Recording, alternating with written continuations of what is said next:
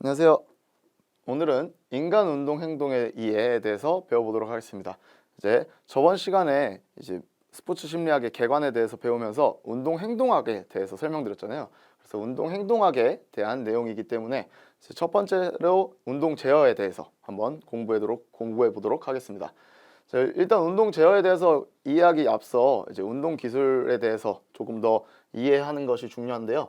이제 운동 기술은 다양한 목적을 달성하기 위해서 수행하는 수의적이고 효율적인 신체 움직임으로 이제 운동 수행 시 최소의 시간, 최소의 에너지를 소비하면서 이제 성공에 대한 확실성을 최대화하는 상태로 변화되어 가는 것을 이제 운동 기술이라고 합니다.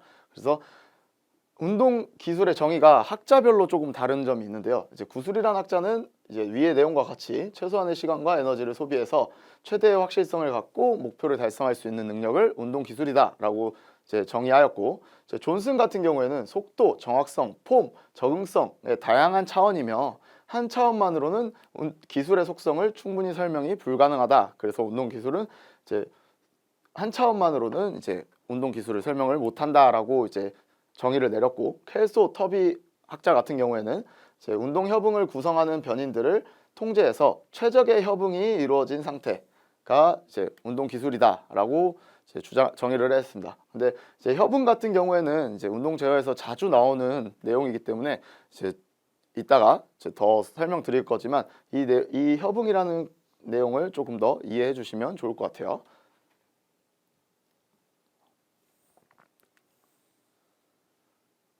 자, 다음은 이제 운동 기술의 1차원 분류인데요.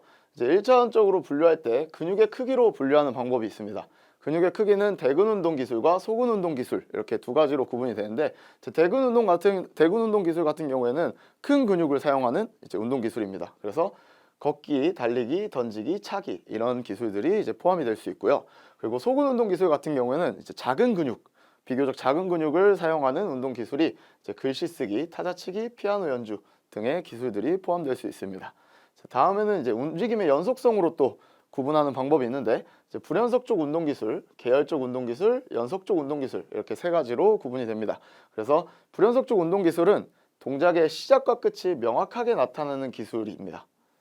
그러니까 말 그대로 이제 던지기를 하면 자, 여기서 시작하고 여기서 끝나는 이 시작과 끝이 명확하게 나타나는 것이 불연속적 운동기술입니다. 그래서 이제 던지기, 받기, 차기 이런 것들이 이제 해당되고, 이제 계열적 운동 기술은 불연속적 운동 기술이 연속적으로 연결되어 하나의 전체적인 운동 기술로 나타나는 것입니다. 그러니까 말 그대로 이제 아까는 던지기로 끝났으면 던지기, 받기 이 두 가지를 같이 연속적으로 일어나는 거, 그러니까 야구 수비와 같은 것들이 이제 계열적 운동 기술이라고 이제 설명드릴 수 있고, 이제 연속적 운동 기술 같은 경우에는 시작과 끝을 인지할 수 없는, 그래서 특정한 움직임을 계속하는, 그러니까 자전거 타기, 사이클 타기나 또는 수영하기, 달리기 이런 것들은 이 시작과 끝이 없이 그냥 계속 똑같은 동작을 하잖아요. 네, 그런 것들이 이제 연속적 운동 기술, 이렇게 해서 이 세 가지로 구분하는 방법이 있습니다.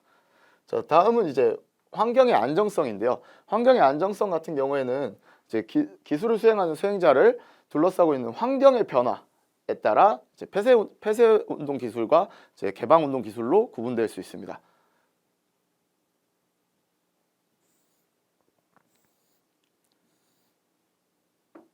폐쇄 운동 기술 같은 경우에는 환경이 변하지 않는, 그래서 사격, 양궁 이런 스포츠들이 이제 그런 운동 기술이 이제 폐쇄 운동 기술이고, 개방 운동 기술 같은 경우에는 시공간적으로 변화하는 환경 또는 수행자의 적응력과 이제 판단력으로 이제 수행해야 되는 운동 기술이 이제 축구, 농구 이런 것들이 이제 해당됩니다. 그래서 이제 환경이 변하냐 안 변하냐로 이제 구분하는 방법이 이제 환경의 안정성으로 구분하는 방법이 있습니다.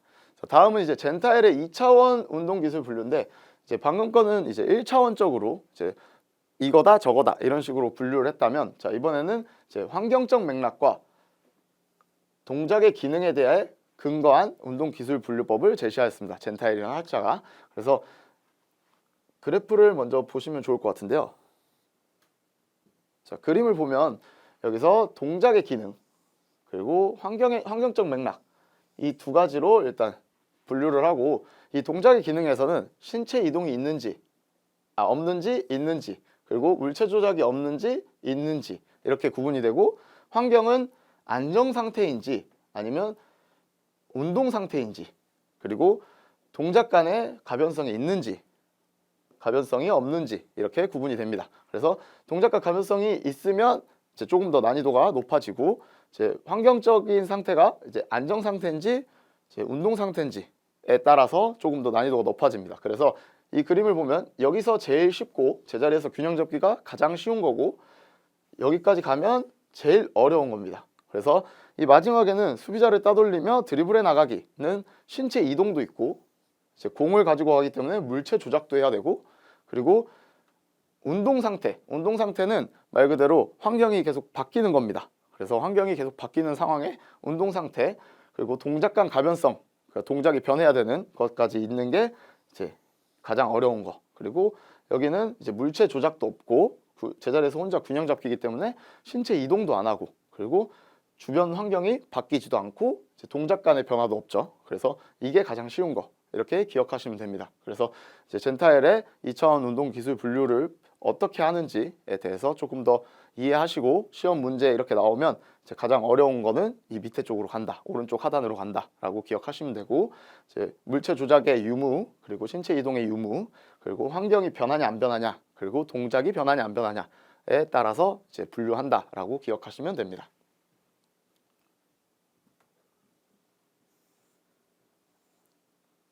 밑에 참고 같은 경우에는 아까 위에서 설명하긴 했는데, 이제 조절 조건으로 이제 환경의 특성, 움직임에 영향을 주는 환경의 특성이고, 이제 환경적 상황이 변하지 않는 안정 상태, 그러니까 아까 말씀드렸죠. 환경이 안 변하는 걸 안정 상태라고 하고, 환경적 상황이 변하는 운동 상태로 구분된다, 그렇게 기억하시면 되고, 이제 동작 간 가변성 같은 경우에는 이제 수행하는 동안 동작 간의 가변성의 유무, 그러니까 동작이 변하는지 안 변하는지에 대한 유무로 동작 간 가변성을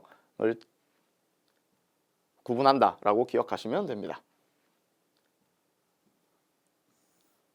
자, 그럼 운동 제어의 개념에 대해서 한번 알아볼 건데요.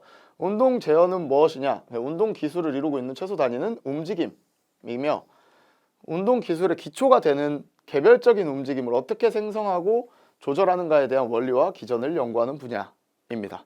그러니까 쉽게 설명하면, 그러니까 움직임을 어떻게 생성하냐, 그리고 어떻게 조절하냐를 연구하는 분야라고 생각하시면 됩니다. 제가 팔을 피는데 이 팔을 어떻게 피냐라고 이제 그것을 연구하는 그런 분야가 이제 운동 제어라고 기억하시면 되고,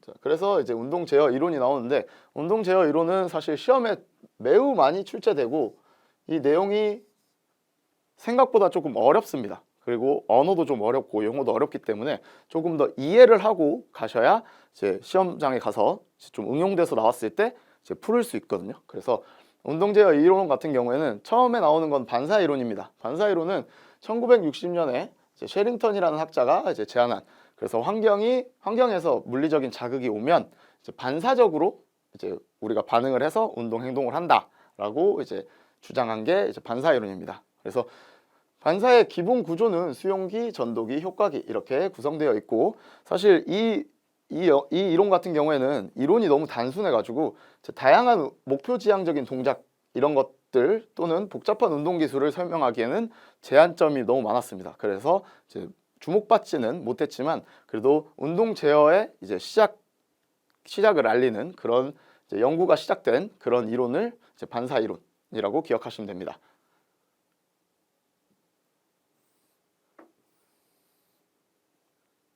자, 이제 그 다음에 나오는 게 이제 정보 처리 이론인데요. 정보 처리 이론은 이거는 정말 많이 나옵니다. 그래서 지금 운동 제어에서 두 가지 이론이 가장 주목을 받고 있는데, 그게 정보 처리 이론, 그 다음에 나올 다이나믹 시스템 이론, 이렇게 두 가지가 가장 주목을 많이 받고 있어요. 그래서 문제에도 가장 많이 출제될 겁니다. 그래서 이거 기억하시면 좋을 것 같고, 자, 정보 처리 이론은 정말 말 그대로 그러니까 인간을 하나의 컴퓨터로 가정합니다.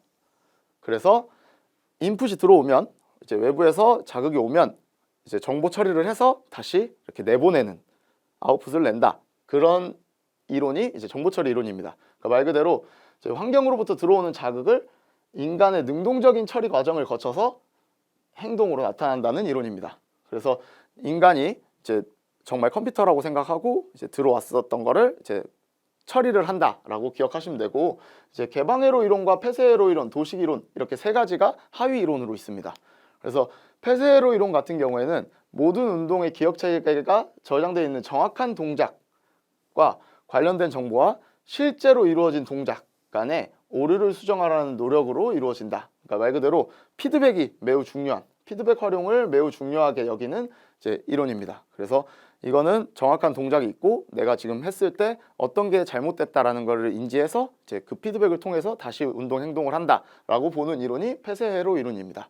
그리고 개방회로 이론 같은 경우에는 이제 대뇌피질의 동작에 대한 운동 프로그램이 저장되어 있고 그 운동 프로그램으로 인해서 이제 동작을 한다라고 이제 보는 이론입니다. 그래서 폐쇄회로 이론 같은 경우에는 이제 제한점으로 많이 이제 지적됐던 게 이제 빠른 운동 행동에 어떻게 그걸 대처하냐라고 이제 문제를 많이 제기했었는데, 그 다음에 나온 게 이제 개방회로 이론. 그래서 운동 프로그램이 우리 인간의 뇌 대뇌피질에 있다. 그래서 그게 이제 바로바로 대처하는 거다라고 해서 이제 빠른 운동 행동을 설명하는 이제 개방회로 이론으로 그 다음에 나왔고요.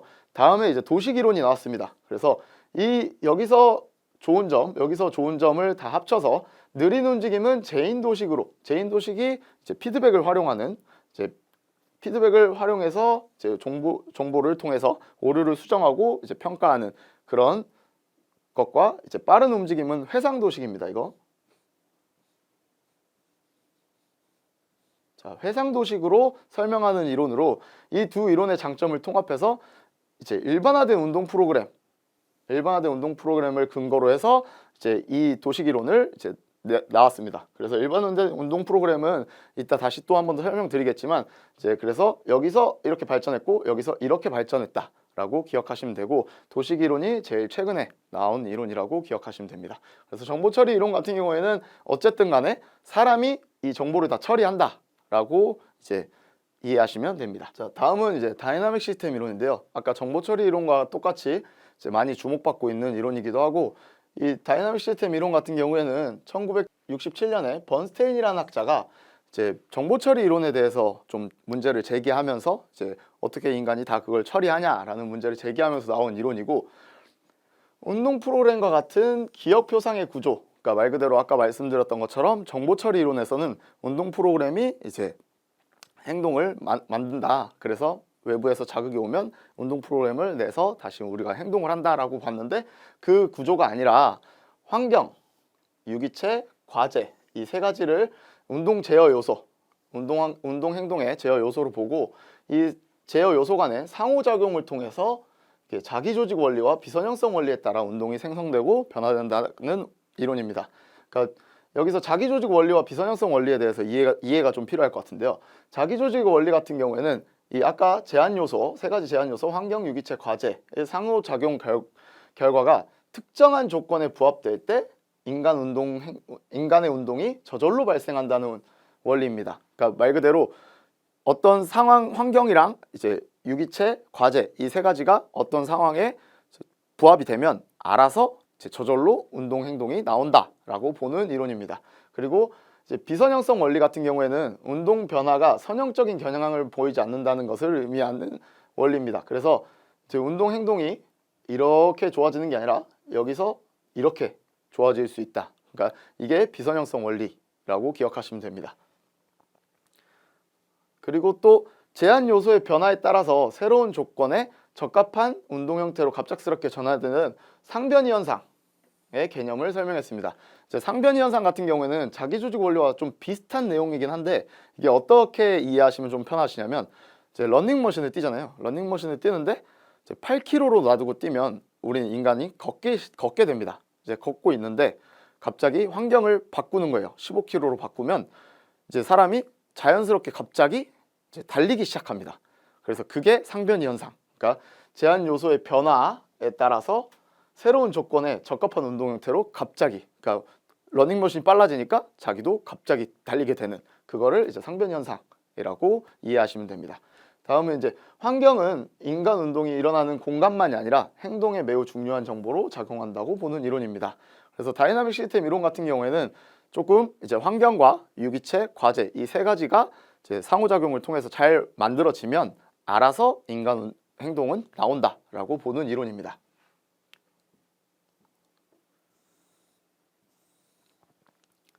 다음은 생태학적 이론은 환경 정보에 대한 지각과 운동 동작의 관계를 강조하는 이론으로 환경 정보는 그 자체의 의미가 있어서 어떠한 인지 과정을 거치지 않고도 움직임을 일으킨다는 이론입니다. 그러니까 말 그대로 환경을 되게 많이 중요시 여기는, 그리고 동일한 과제에서도 상황의 차이에 따라 다르게 수행된다고 보기 때문에 환경의 맥락을 중시하고 실험실 상황이 아니라 실제 상황으로 적용하는 것을 중시하는 이론이 생태학적 이론입니다.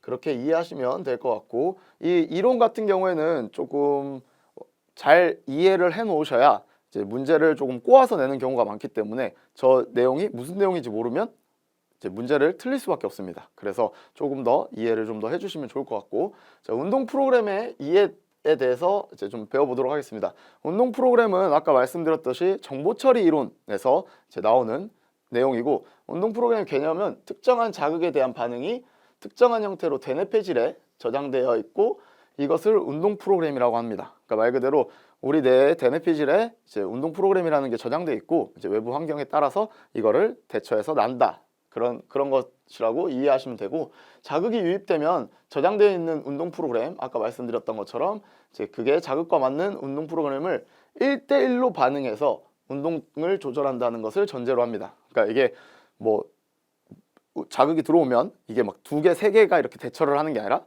그냥 1대1로만 이제 자극에 맞는 하나만 낸다라고 가정하는 것이 운동 프로그램입니다. 그래서 운동 프로그램의 특성은 이제 피드백이 필요하지 않기 때문에 빠른 동작에 대한 설명이 가능하고, 자, 그리고 운동 프로그램을 통해서 내려진 명령은 움직임 수행 중에 오류가 발생해도 기존 계획대로 움직임을 수행합니다. 그러니까 그런 특성이 있습니다. 그래서 움직임을 하고 있는데 이제 문제가 생기면 그거를 바꾸는 게 아니라 그대로 그냥 한다라고 이해하시면 됩니다. 그래서 운동 프로그램 특성은 이렇게 2가지로 구분이 되고, 일반화된 운동 프로그램의 특성은 아까 말씀드렸던 것처럼 이제 도식이론에서 나온 이제 운동 프로그램인데, 이제 이 기존 운동 프로그램보다 조금 더 융통성이 생깁니다. 그래서 운동 프로그램은 동작 하나에 대한 운동 명령만을 강조하고, 그러니까 1대1로 동작에 이제 대처하고 인간 행동 오류 수정 능력에 대한 고려가 없는데, 슈미트라는 학자가 운동 프로그램보다 조금 더 융통성 있는, 그러니까 좀 더 변할 수 있는 일반화된 운동 프로그램으로 발전을 시켰습니다. 그래서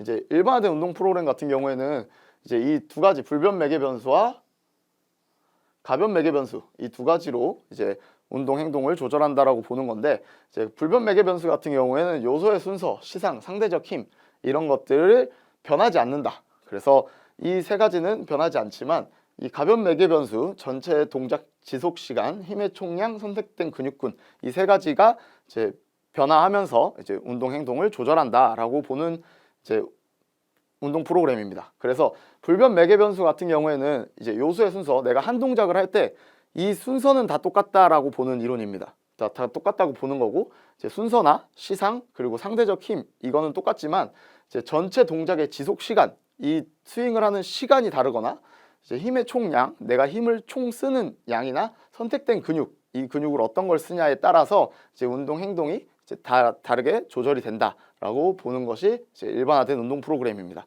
그래서 아까 했던 것보다 그냥 운동 프로그램보다는 일반화된 운동 프로그램이 조금 더 융통성 있게, 조금 더 다양한 운동 제어에 대해서 이제 설명할 수 있는 그런 부분들이 이제 일반화된 운동 프로그램이라고 이해하시면 좋을 것 같아요.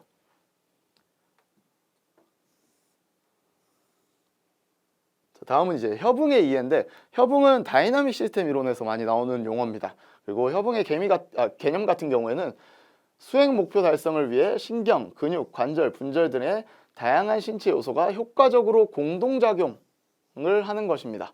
그러니까 말 그대로 이제 수행 목표를, 제가 이 팔을 뻗기 위해서 이제 이것들을 다 어떻게 공동작용해서 할 것인지, 그게 이제 협응 또는 코디네이션, 영어로는 코디네이션이라고 하는데, 이제 공동작용을 가능하냐 못하냐라고 보는 것이 협응입니다. 그래서 협응의 구분은 공동으로 작용하는 신경과 근육 등의 위치에 따라서 이제 사진의 협응, 사지간 협응, 그리고 협응 형태에 에서 나타나는 움직임 리듬에 따라 절대 여분, 상대 여분으로 구분할 수 있습니다. 이제 사진의 여분 같은 경우에는 사지 가운데 하나를 효과적으로 움직이기 위해 여러 관절과 근육이 공동 작용을 하는 것. 그러니까 사진의 여분 같은 경우에는 쉽게 설명드리면 이 팔 하나를 쓰는 겁니다. 그래서 내가 이 관절이랑 근육이랑 이런 것들을 쓰는 것이 이제 사지 내 협응, 그리고 사지 간 협응은 이제 사지 가운데 둘 이상의 팔이나 다리를 움직이기 위해 공동 작용을 하는 것. 그러니까 말 그대로 이것만이 아니라 이걸 같이 움직이는 거에 공동 작용을 하는 것. 그게 사지 간 협응. 팔뿐만 아니라 다리도 가능하죠. 그래서 그런 것들이 이제 사지 간 협응이고, 절대 협응은 연합된 두 분절에 동일한 주기로 움직이고 이들 간의 안정된 위상 관계가 유지되는 상태를 이제 절대 협응이라고 하고, 이제 상대 협응은 두 분절의 움직임이 일치하지 않아서 위상 관계가 항상 변하는 상태가 이제 상대 협응입니다. 그렇게 이해하시면 되고, 다음은 이제 협응의 문제인데요.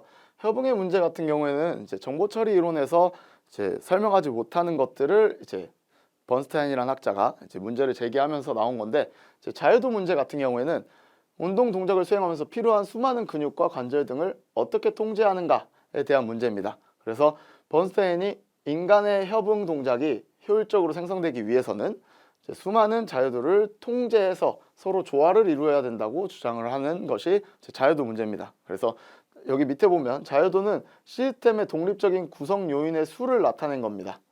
그래서 이 수많은 근육, 관절, 이 수를 보는 것이 자유도. 근데 그 자유도를 어떻게 통제하는가에 대한 문제를 제기한 게 자유도 문제. 다음은 이제 맥락 조건 가변성 문제인데요. 맥락 조건 가변성은 근육의 활동이 동일해도 조건에 따라 운동 결과가 달라질 수 있는 것이 맥락 조건 가변성이고, 이제 맥락 조건 가변성 같은 경우에는 해부학, 역학, 생리학적 요인의 가변성 때문에 발생한다 라고 이해하시면 됩니다. 그래서 이제 운동 등가가 있는데 다른 근육을 사용해서 같은 움직임을 사용할 수 있는 능력이 운동 등가입니다. 그래서 운동 등가 같은 경우에는 내가 불을 켜야 되는데 원래 이렇게 켜지만 제가 손에 뭘 들고 있으면 저희가 다른 근육을 사용해서 이렇게 터치해서 킬 수 있죠. 그런 것들을 이제 운동 등가라고 기억하시면 됩니다. 네, 다음은 이제 정보 처리 접근과 기억 체계인데요. 이제 정보 처리 단계부터 알아보겠습니다. 인간을 외부 환경에서 들어오는 정보에 대해서 능동적인 정보 처리자라고 간주하며, 이게 정보 처리 이론이랑 똑같죠. 그래서 정보 처리 접근에서는 인간의 정보 처리 과정이 컴퓨터 처리 과정과 매우 유사한 것으로 간주합니다. 그러니까 정보 처리 이론과 비슷한 맥락이에요. 똑같은 맥락이에요. 그리고 이제 처리 과정 같은 경우에는 이제 외부 환경 정보가 감각기관을 통해 들어와서 지각되는 것, 감각 지각, 그리고 그 자극에 대한 적절한 반응을 선택하는 것, 반응 선택, 그 반응을 실행하는 이제 반응 실행 단계, 이렇게 세 가지를 거치게 되고, 이것을 세 가지 단계를 거치는 소요 시간을 반응 시간을 측정해서 확인이 가능하고, 반응 시간은 정보 처리 과정 연구의 중요한 변인으로 사용되고 있습니다.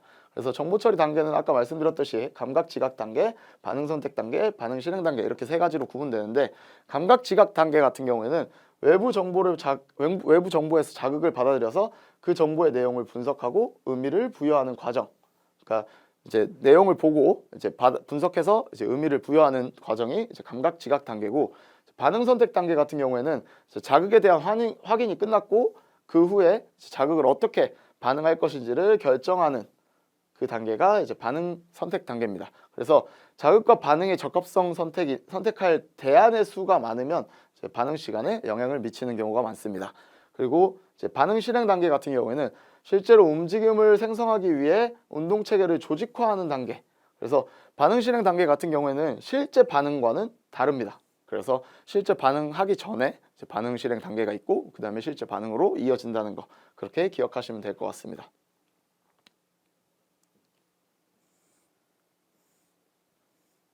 네, 다음에는 이제 단계별 정보 처리 능력인데, 이제 감각 지각 단계 같은 경우에는 환경에서 유입된 많은 정보를 인간의 감각 시스템을 통해서 병렬적으로 동시에 처리할 수 있는 것으로 알려져 있습니다. 그래서 스트룹 효과, 칵테일 파티, 이렇게 두 가지의 효과가 있는데, 이 두 가지 효과에 대해서도 시험에 자주 나오거든요, 이것도.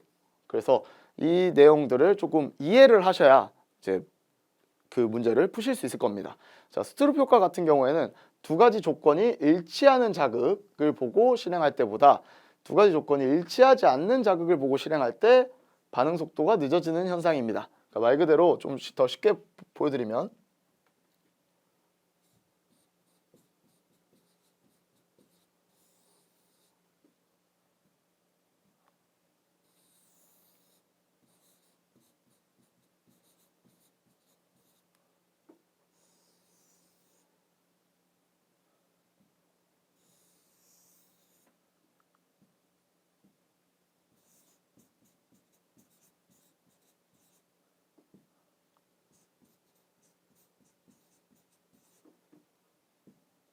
자, 이렇게 있을 때 파랑과 빨강 이 똑같은 자극이죠. 근데 이 상황에서 자, 파랑을 찍어 이렇게 하면 이걸 바로 찍을 수 있습니다. 근데 이제 파랑과 빨강인데 겉에 거랑 안에 게 색깔이 다르죠. 그러니까 자극이 다를 때, 일치하지 않을 때, 자, 파랑을 찍어 이러면 이렇게 보고 고민을 하다가 파랑을 찍는다는 거 이해되시죠? 그래서 그런 부분들이 이제 스트룹 효과라고 기억하시면 됩니다. 그리고 그 다음에 이제 칵테일 파티 같은 경우에는 이제 칵테일 파티처럼 많은 사람들의 이야기와 잡음이 많은 상황에서도 개인이 흥미를 갖는 이야기를 선택적으로 들을 수 있는 현상. 그러니까 말 그대로 제가 뭐 클럽에 갔어요. 클럽에 갔는데 막 관심 있는 이성의 이야기는 어떻게든 들리잖아요. 그리고 또는 내 이름을 불렀을 때 갑자기 소야 이러면 그거에 대해서 이렇게 반응하게 되죠. 그러니까 그것처럼 이제 선택적으로 들을 수 있는, 그러니까 아무리 시끄럽고 그래도 내가 관심 있는 거에는 이제 선택적으로 들을 수 있는 현상이 칵테일 파티다라고 이해하시면 됩니다.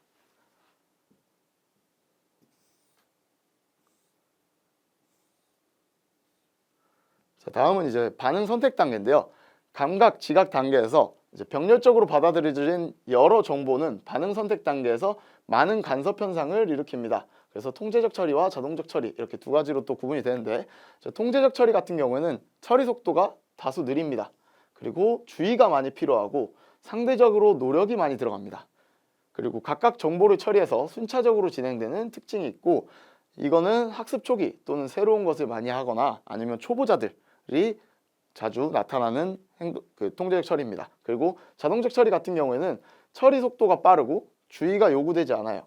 그리고 두 가지 이상의 정보를 동시에 병렬적으로 처리가 가능합니다. 그래서 많은 연습과 훈련을 통해 이루어집니다. 이게 좀 쉽게 설명드리면 통제적 처리 같은 경우에 운전을 예로 들면 운전을 하는데 이제 초보면 이렇게 한 곳만 주시하고 계속 이렇게 보고 있잖아요. 그러니까 그것처럼 이제 주의가 많이 필요하고 상대적으로 이제 노력을 많이 하죠. 근데 이제 조금 더 이제 운전을 많이 하고 연습을 많이 해서 그렇게 되면 이제 자동적 처리 속도가 빠르고 그리고 주의가 요구되지 않기 때문에 이제 다른 행동들을 할 수 있죠. 뭐 껌을 먹는다거나 이런 것들을 할 수 있는 것처럼 이제 두 가지 이상 정보를 동시에 병렬적으로 처리 가능한 게 이제 자동적 처리라고 기억하시면 됩니다.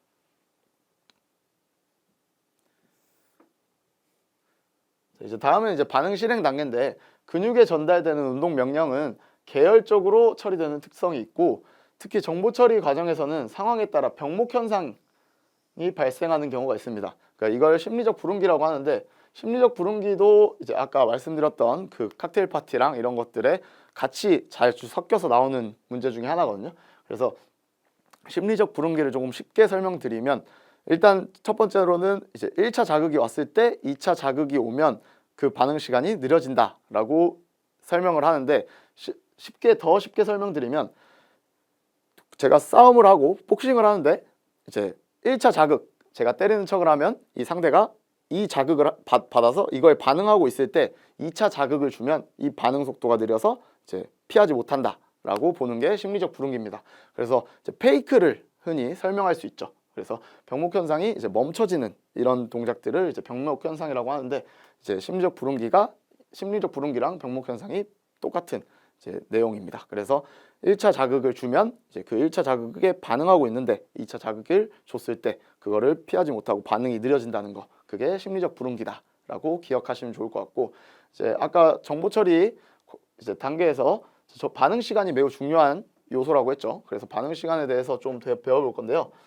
반응 시간은 이제 일단 의미 자체는 이제 자극이 주어진 후 자극을 인식해서 일정한 반응 동작을 일으키는데 소요되는 시간, 즉 자극 제시와 반응 시간 간의 시간 간격이 이제 반응 시간이라고 이해하시면 되고, 반응 시간의 유형 같은 경우에는 단순 반응 시간, 선택 반응 시간, 변별 반응 시간 이렇게 세 가지가 구분이 됩니다.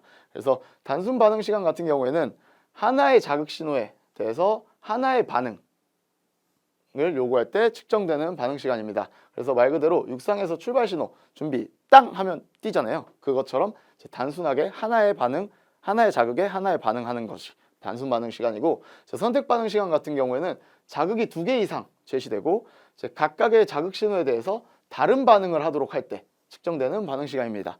예를 들면 페널티킥식 골키퍼 상황이 있는데, 골키퍼 상황이 오른쪽으로 찰지 왼쪽으로 찰지, 그러면 오른쪽으로 다이빙을 떠야 되고 왼쪽으로 다이빙 떠야 되고 이렇게 선택해야 되는 것이 있고, 그거에 맞춰서 다른 반응을 해야 되잖아요. 그런 것들이 선택 반응 시간이라고 기억하시면 되고, 변별 반응 시간 같은 경우에는 2가지 이상의 자극이 제시됐는데 특정 자극에 대해서만 반응할 때, 그러니까 야구 타자를 예로 들 수 있습니다. 그래서 타자가 그냥 다 스윙하는 게 아니라 자기가 원하는 구질, 자기가 원하는 공을 기다렸다가 그것만 반응하잖아요. 그게 변별 반응 시간이라고 기억하시면 됩니다.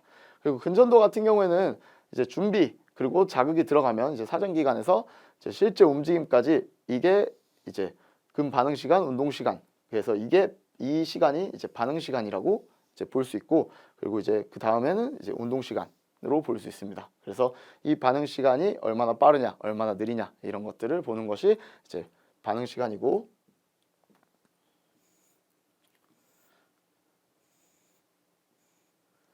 기억 체계의 종류입니다. 기억 체계는 감각 기억과 단기 기억 그리고 장기 기억 이렇게 세 가지로 구분이 되는데, 감각 기억 같은 경우에는 감각 수용기를 통해서 받아들인 다양한 감각 정보를 잠시 보유하는 것. 그러니까 말 그대로 정말 많은, 처음에 감각으로 통해서 많은 정보가 들어오기 때문에 그 처음으로 들어오는 기억으로서 아주 짧은 시간에 많은 양의 정보를 저장하는 특성이 있습니다. 하지만 대부분의 정보는 저장된 직후에 다 잊혀지고 새로운 정보가 유입되면 쉽게 손실되는 특징이 있습니다. 그래서 감각 기억은 감각을 통해 들어오는 많은 정보를 그냥 아주 짧게 갖고 있는 거라고 기억하시면 되고, 단기 기억 같은 경우에는 감각 기억을 통해 들어온 정보를 처리하는 동안 정보를 유지하는 정보, 그러니까 저장고로서, 그러니까 감각 기억보다는 긴 시간 정보를 보유할 수 있고, 그리고 감각 시스템에서 유입된 모든 정보를 처리할 수 없기 때문에 필요한 정보만 선택해서 처리하는 특징이 있습니다. 그래서 감각 기억에서 들어온 것들을 필요한 것들만 처리하고, 그리고 조금 더 길게 갖고 있을 수 있습니다. 다음에 장기 기억 같은 경우에는 단기 기억에 저장된 정보는 다양한 인지적 처리 과정을 거쳐서 영구적인 정보 저장소인 장기 기억에 저장이 되고, 장기 기억 같은 경우에는 용량에 제한이 없고 수많은 훈련과 연습을 통해 필요할 때마다 사용할 수 있습니다. 그러니까 단계가 감각 기억에서 단기 기억으로, 단기 기억에서 장기 기억으로 들어가면 계속 쓸 수 있고 용량에 제한이 없고 많이 오래 쓸 수 있다라고 이렇게 보는 것이 기억 체계의 종류입니다.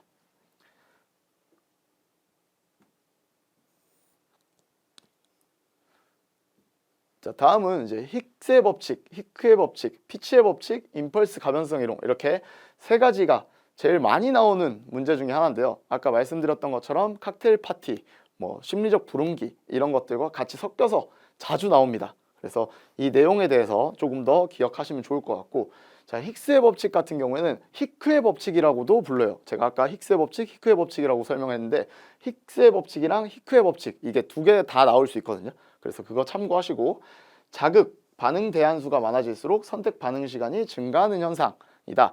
그러니까 아까 선택 반응 시간 측정할 때 골키퍼로 예로 들었잖아요. 그래서 페널티킥을 막는 골키퍼인데, 선택 반응 대한수가 뭐냐?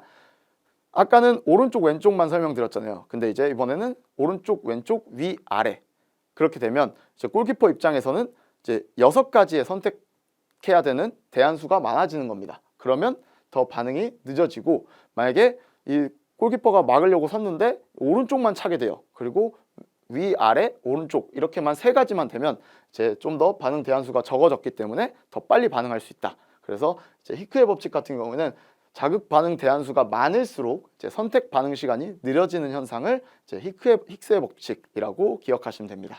자, 피치의 법칙 같은 경우에는 속도 정확성 상쇄 현상입니다. 그래서 목표물이 작거나 움직이는 거리가 길어질수록 운동 시간이 길어지는 것을 이제 피치의 법칙이라고 하는데, 말 그대로 운동 정확성이 많이 필요한 과제일수록 수행 속도가 느려지고 속도가 높아지면 정확성이 떨어진다. 이게 피치의 법칙입니다. 조금 더 쉽게 설명드리면 이제 여기서 여기까지 이동하는 이 시간과 여기서 여기까지 이동해야 되는 이 시간이, 이 두 번째 시간이 훨씬 오래 걸린다는 겁니다. 근데 이게 왜 그러냐? 그러니까 정확성을 더 요구하기 때문에, 정확성이 더 필요하기 때문에 이제 속도가 더 느려진다. 그래, 그 현상을 이제 피치의 법칙이라고 이해하시면 됩니다. 그리고 임펄스 가변성 이론 같은 경우에는 임펄스는 힘이 작용하는 시간 동안 발생한 힘의 양, 그러니까 충격량이고, 근육이 수축을 통해서 생성된 힘을 사지를 움직이는 데 사용된 양이 임펄스라고 합니다. 그래서 임펄스 가변성 이론을 좀 더 쉽게 설명드리면, 그러니까 말 그대로 이제 힘에 따라서 정확성이 달라진다라고 기억하시면 됩니다. 그래서 못받기를 하는데 내가 힘을 가득 주고 이렇게 때리는 것보다 힘을 빼고 이렇게 때리는 게 훨씬 정확도가 높아진다라고 기억하시면 됩니다. 자, 운동 제어는 오늘 이걸로 이제 끝났는데요. 그러니까 운동 제어 이론이나 이런 용어들이 생각보다 많이 어려워요. 그래도 이 부분들을 이해하지 못하면 아마 문제들이 다 이제 꼬아서 나오는 경우가 많기 때문에 이 부분들을 조금 더 이게 이거구나, 이게 이거구나를 이해하셔야 아마 시험 문제 푸실 때 좀 더 편하실 겁니다. 그래서 그걸 해주시면 조금 더 시험 보는데 좀 더 수월하실 수 있을 겁니다. 그럼 오늘 강의는 마치겠습니다. 감사합니다.